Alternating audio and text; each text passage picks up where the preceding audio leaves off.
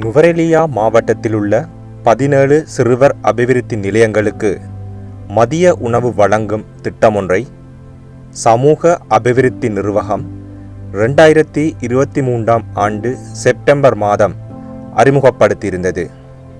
சிறுவர்களுக்கு போஷாக்கு மிக்க மதிய உணவுகளை வழங்கும் நோக்கில் 2024 ஆண்டு மே மாதம் வரையில் முன்னெடுக்கப்பட்ட இத்திட்டத்தினால் 1050க்கும் அதிகமான குடும்பங்கள் நன்மை அடைந்தன. ஹைஃபாரஸ்ட் தோட்டத்தில் உள்ள சிறுவர் நிலையம் இத்திட்டத்தின் பயனாளிகளில் ஒன்றாகும். பெருந்தோட்டத்தின் பணியாளர்களாக வேலை செய்யும் பெரும்பாலான பெற்றோர் காலை 8 மணி முதல் மாலை 5 மணி வரை தமது பிள்ளைகளை இந்த சிறுவர் பராமரிப்பு நிலையத்தில் விட்டுச் செல்கின்றனர். 6 மாதங்கள் முதல் 5 வயது வரையான பிள்ளைகள் இங்கு பராமரிக்கப்படுவதுடன் அவர்களுக்கு இந்நிலையத்தில் கல்வியும் போதிக்கப்படுகின்றது.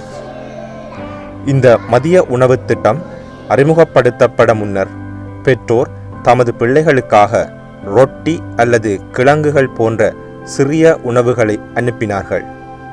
இதனை விட பொருத்தமான மற்றும் ஊட்டச்சத்து நிறைந்த உணவுகளை தயாரிக்குமாறு பெற்றோருக்கு நிலையத்தினால் கோரிக்கை விடுக்கப்பட்ட போதும் குறைந்த வருமானம் மற்றும் ஏனைய நிலைமைகளால் சில பெற்றோருக்கு அவ்வாறு உணவு தயாரிக்க முடியாது.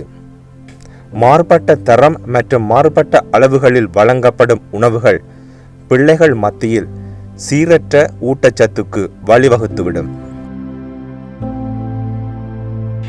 ISD ආයතනයේ මගින් ළමා සංවර්ධන මධ්‍යස්ථානයේ දරුවන්ට කෑම වේලක් ලබා දීමට අපිට මේ ආහාර ද්‍රව්‍ය ලබා දුන්නා.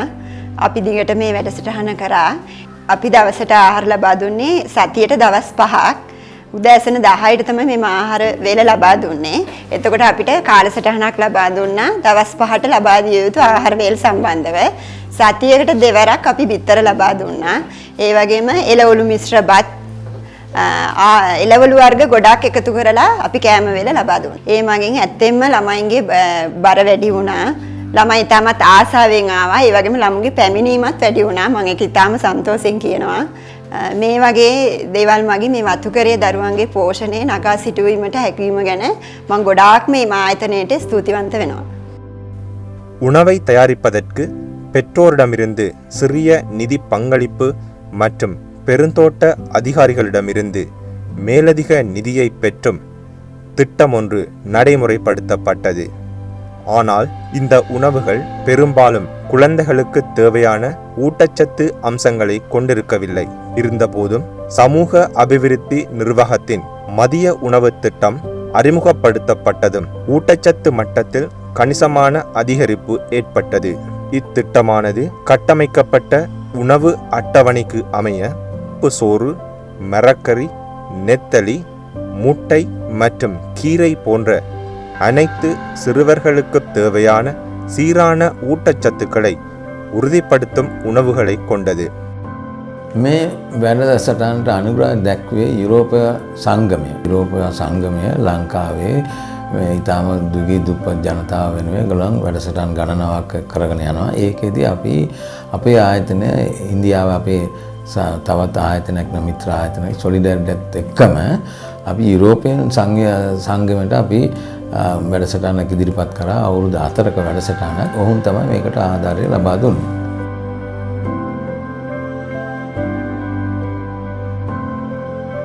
இத்திட்டத்தினால் ஏற்பட்ட மாற்றத்தை அவதானிக்க எனக்கு அதிக நேரம் எடுக்கவில்லை. ஊட்டச்சத்து மற்றும் வளர்ச்சி காரணமாக ஆரம்பத்தில் சிறுவர்களின் செயற்பாடுகளில் மந்தகதி காணப்பட்டது. இருந்தபோதும் சமூக அபிவிருத்தி நிர்வாகத்தின் உணவு திட்டம் நடைமுறைப்படுத்தப்பட்டதும் பிள்ளைகளின் செயற்பாடுகள், உடல் வளர்ச்சி மற்றும் ஒட்டுமொத்த சுகாதாரத்தில் கணிசமான முன்னேற்றத்தை அவதானிக்க முடிந்தது. முன்னர் ஒரே மாதிரியான உணவை பெற்றுக்கொண்ட பிள்ளைகளுக்கு தற்பொழுது போசாக்கு நிறைந்த பல்வகையான உணவுகள் கிடைப்பதால் அவர்களின் முன்னேற்றத்தில் சாதகமான மாற்றம் ஏற்பட்டுள்ளது. ඇත්තෙම ළමයින්ට උදෑසන ආහාර වේල ඉතාම ක්‍රමවත්ව ඉතාමත්ම හොඳට ඒ කෑම වේල ලබා දුන්නා. ඒ මාස 7ක් සම්පූර්ණව මාස 7ක් කෑම වේල ලබා දුන්නා. පෝෂණ වැඩසටහනක් ළමුන්ගේ සෞඛ්‍ය තත්ත්වය ඉතාමත්ම යහපත් මට්ටමකට හැරුණා.